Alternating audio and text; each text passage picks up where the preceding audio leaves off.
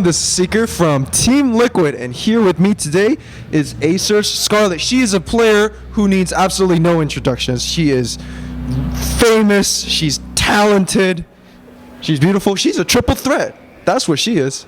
Scarlett, I'm so glad you're here. We're going to ask you questions that everyone is dying to know about, and that have to do with Legacy of the Void. Now, you told me that you played Legacy of the Void, so I think a lot of people are going to be excited to hear what you have to say to this. The worker count changes, and the mineral number changes, and a lot of the changes that are going around with Legacy of the Void. Now, these changes aren't final, but I'm sure you've had a chance to experience them. How do you feel about it so far? What do you think is going on with the game?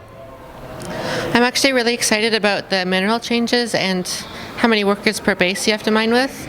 Mostly because it makes you have to expand more. There's more harassment options when you're more spread out.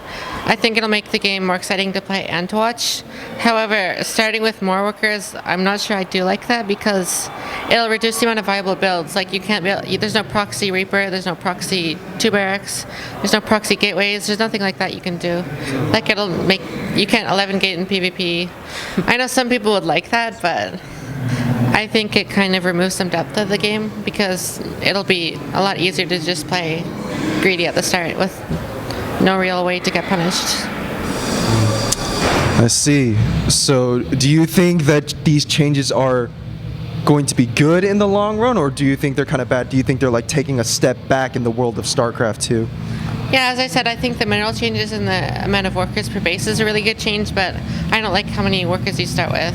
I think it would be fine if it was like 8 workers or even 9 workers or something, but 12 is a little bit too far, and it just removes a bunch of builds. If you start with like 8 workers, it speeds up the game like 30 seconds, and there's no real builds that you make anything without making like 2 workers, except for 6 spool, and that's not even good. Yeah, true.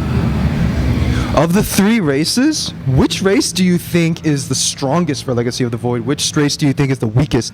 Which race do you think received the most benefits? And which race do you think got totally just screwed over? Well, I haven't actually played Protoss and Terran right now, so I'm not exactly sure how strong their units are. But in terms of the overall changes, I think I really like what they did for Zerg. They gave you a lot more options in the mid-game, like different units you can make. You can actually destroy force fields now, which is very nice. It'll hopefully help against all-ins and stuff. In terms of what I liked the least, I don't know what's the weakest, but I don't like the Terran changes as much. The Banshee move speed thing, it's like same thing when they were thinking of buffing DT speed. It's like, do we really need this? It's just gonna make a lot of games where people just die to one-click Banshee. Like TBT, they scan, you just boost out. It's just silly, I think. And the Merc, it's not really like what Terran units are for the most part.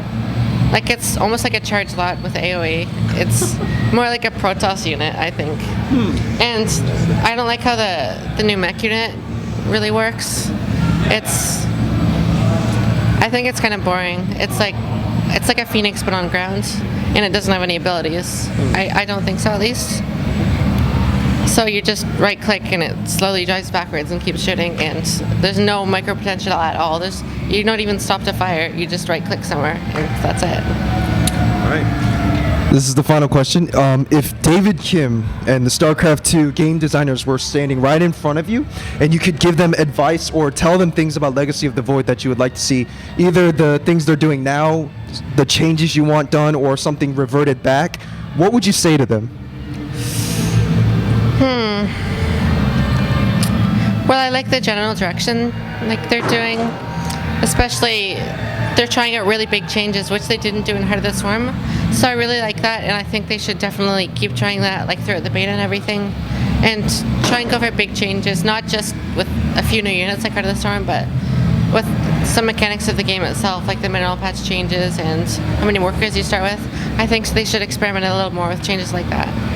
Okay. All right, thank you. And now finally, please say something to your fans who are so excited to see you perform for 2015. I mean, what can all your thousands of fans expect from you for 2015? From Acer, Scarlett, what are they going to see? Well, I really hope I can qualify for this tournament next year, Blizzcon Finals. That'd be amazing to go to, and I know a lot of fans would like to see me go there, so I'm really going to try for that, and yeah. Maybe next year I'll go to school at the end, so I'll try and make it a good year. If I go to school, though, I wouldn't retire. I'd still play part-time, so. But I'll try and make it a really good year next year. I didn't do as well as I wanted this year, so hopefully next year's better.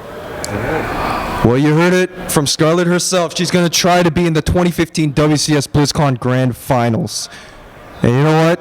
She's more than capable of pulling that off. So you guys just keep cheering her on and show her all the love and support because she very well deserves it. This is Secret from Team Liquid. I hope you guys enjoyed all the Legacy of the Void topic stuff we discussed, as well as Scarlett giving some information about her future plans. Secret from Team Liquid, signing out.